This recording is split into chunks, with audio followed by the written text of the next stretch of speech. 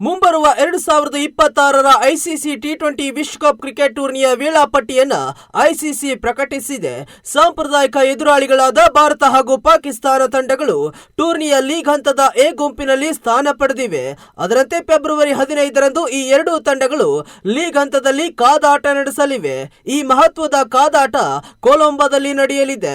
ಕಳೆದ 2024ರ ICC T20 ವಿಶ್ವಕಪ್ ಟೂರ್ನಿಯಲ್ಲಿಯೂ ಭಾರತ ಹಾಗೂ ಪಾಕಿಸ್ತಾನ ಒಂದೇ ಗುಂಪಿನಲ್ಲಿ ಸ್ಥಾನ ಪಡೆದಿದ್ದವು. ಈ ವೇಳೆ ಭಾರತದ ಎದುರು ಪಾಕ್ ಸೋಲು ಅನುಭವಿಸಿತ್ತು.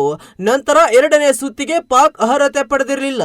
ಭಾರತ ಹಾಗೂ ಶ್ರೀಲಂಕಾ ಜಂಟಿ ಆತಿಥ್ಯದಲ್ಲಿ 2026ರ ಐಸಿಸಿ ಟಿ20 ವಿಶ್ವಕಪ್ ಟೂರ್ನಿಯು ಫೆಬ್ರವರಿ 7ರಂದು ಆರಂಭವಾಗಿ ಮಾರ್ಚ್ 8ರಂದು ಭಾನುವಾರ ಫೈನಲ್ ಪಂದ್ಯದ ಮೂಲಕ ಅಂತ್ಯವಾಗಲಿದೆ.